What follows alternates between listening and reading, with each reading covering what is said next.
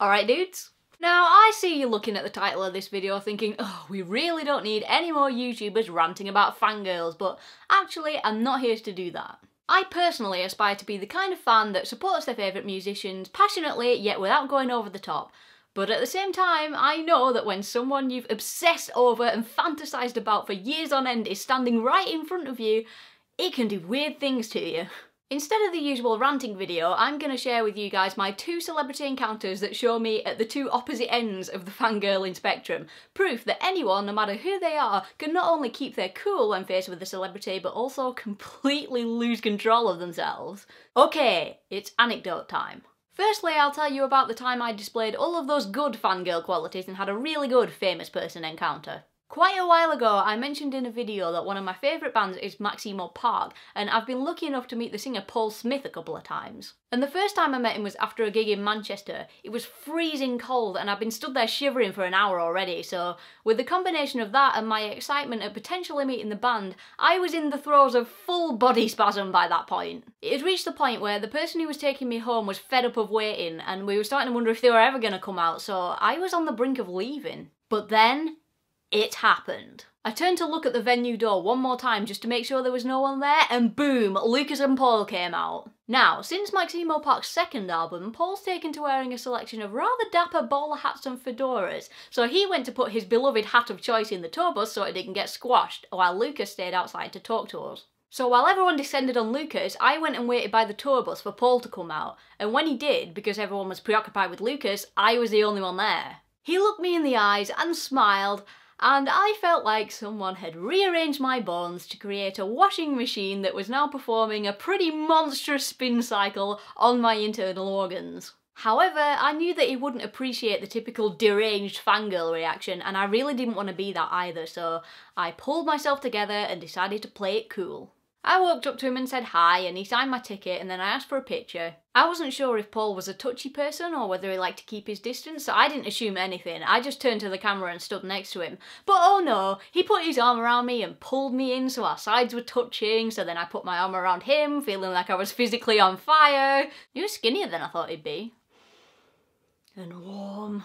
And we took the picture and blah de blah, but I wasn't done yet. At the time of that gig, Maximo Park had recently started incorporating some brass players into the encores of their shows, and they'd said in interviews that they weren't sure that the fans really liked it, but I did, and I wanted them to know. So after the picture taking, I said, I really like the brass, by the way, it sounded great, and it sparked just the reaction I wanted it to. Paul's eyes lit up and he went, really? I'm glad you liked it, we were worried people would find it a bit weird. No, it makes songs like Acrobat sound really big and epic. And suddenly we found ourselves engrossed in quite a musically nerdy conversation about the timbres of trumpets, like we were old mates having a chat. Until I turned around at one point and noticed that a queue of fans had started to form behind me, and I thought, shit, I've been hogging him for a while now. And as much as I wanted to think, they can wait their turn, I knew it would be much more adult of me to keep my encounter with Paul short and sweet rather than latch onto him as long as possible and make him feel uncomfortable, so I thanked him for everything and walked away.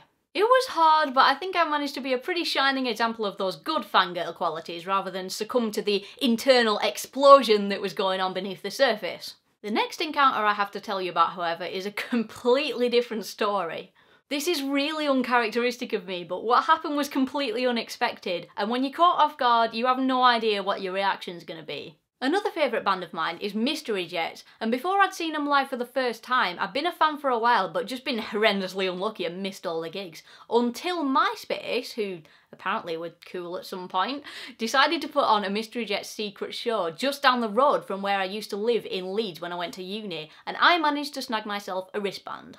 Of course the gig was amazing and it made me fall even further in love with them, and afterwards the band came outside and sat down on benches having a drink with their friends. Now, I was worried about approaching them and asking for autographs because A, no one else had yet had the guts to disturb the conversations, and B, I didn't want to seem really rude, but I couldn't let this opportunity pass. In the gig, I was lucky enough to be given the set list from the stage, so I put my brave face on, walked up to the lead singer Blaine and asked him to sign it. In eyeliner, because it was all I had. It made him laugh, and then I said I really enjoyed the gig and he thanked me for it and went back to his conversation.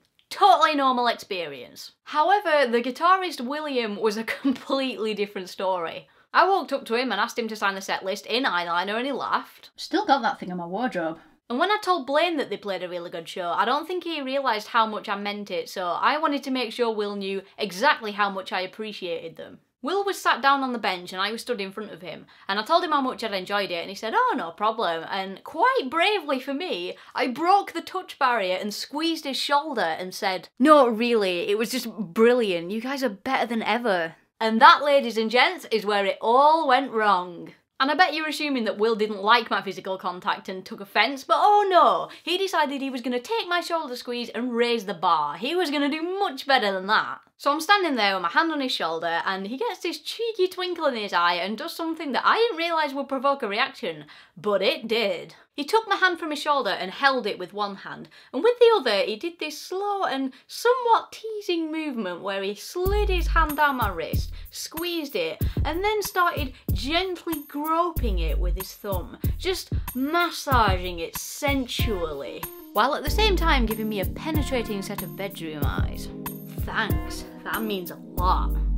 Now, I don't know if my wrists are like a secret G-spot or something, or whether it was just the way he did it, and despite the fact that I've never even thought about Will like that before, and before I could stop it from happening, I swooned. I got butterflies in my stomach, I swayed from side to side, I went completely red in the face. I might have even sighed under my breath, like a whimpering dog. And as the seconds passed in slow motion, I found myself thinking, bloody hell, that's a bit forward. This is wrong. I don't even fancy Will. Why is he doing this? Oh God, it feels so good. He's so dreamy.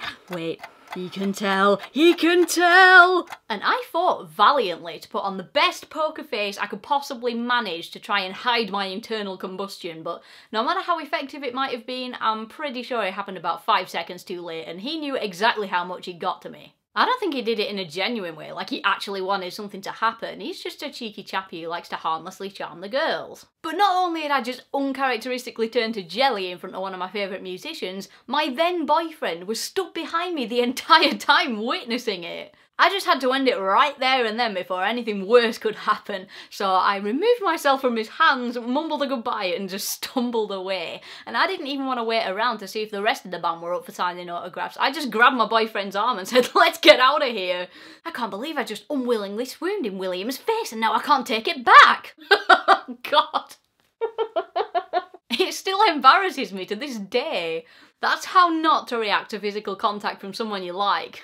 And now I will always hold a special place in my heart and trousers for William Rees. And now it's your turn. Have you ever totally embarrassed yourself in front of a celebrity or even just someone you like at school or work? I told you mine, you tell me yours. See you next week, guys. I've got a sudden craving to listen to Mystery Jets.